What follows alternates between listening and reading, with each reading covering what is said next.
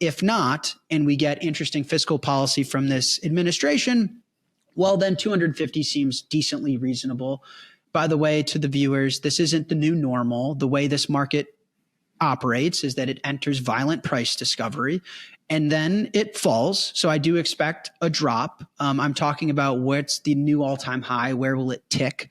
But I do think that we're in the early innings of a bull run, and there are many multiples to be made in 2025. I expect a weaker dollar and further debasement in assets. So this is the central question. I've asked Novogratz this, I've asked Saylor this, even Peter Schiff, actually. Peter Schiff brought up something interesting. So my parents' house was purchased in 1962 for $16,000. It's on Zillow. The estimate for that house is $780,000 today. But what Peter said to me, at $35 an ounce, how many ounces of gold was it to purchase the house? And then at $2,700 an ounce of gold today, and it turns out that the house is, it's worth less than the same ounces of gold. So meaning if I had that number of ounces of gold, it would be 1.25 million, but the house is worth 780. And then his point was, that makes sense because it's easier to build these houses now. We're more efficient, blah, blah. In real economic terms, the house has actually gone down in value. And so I'm using this as an example for you, Jack.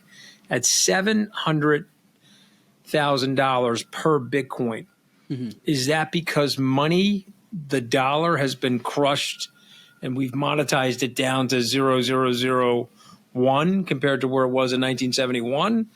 Or are we picking up real value? In other words, are we in a dollar crisis if Bitcoin is at 700,000? No. To answer your question explicitly, I think a little bit of both. I think we will continue to see currency debasement, but I think Bitcoin is demonetizing other forms of wealth. So on the first one, are we in a dollar crisis that Bitcoin's at $100,000 today? I don't know. I went to Whole Foods yesterday and got a couple ribeyes. The dollar was fine. The store wasn't on fire. I mean, clearly there's civil unrest. Clearly people don't like the level of inflation they've been forced to live through. But is the dollar collapsing? No. Do I think the dollar's going anywhere anytime soon? No.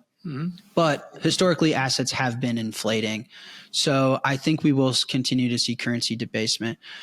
On the Bitcoin demonetizing other assets and where it's winning value from what I would consider competitors, the reality is, people have been looking to store their wealth somehow, some way, if they can't in dollars. And that's not a controversial opinion. Nobody owns strictly dollars. If you can afford to, you own real estate portfolio, you own a stock portfolio, you own gold, you own something else that can appreciate in value over time.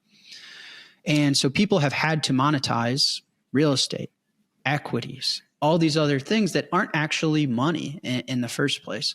And so my expectation is that Bitcoin will continue to win over the demonetization of those assets. So instead of owning 10 homes where you only consume one, you own one home and the 9 you sell and you buy Bitcoin, because Bitcoin performs better as a money and performs better as a store of value and performs better in percentage terms and in real terms against the dollar or whatever your unit of measurement is. So I think it's a combination of both. And I think this is a good opportunity to walk the users through, what is money and its intended purpose in a marketplace. So money is a market good, just like anything else, just like a cheeseburger or a car or a plane. But the difference is I acquire a cheeseburger to consume it and eat it. I acquire a car to consume it and move me on the road. I acquire a plane to consume it and fly me somewhere. I acquire money uniquely not to consume it. It's the one market good that I don't consume. I'm acquiring the money to save and exchange it later for the things I need.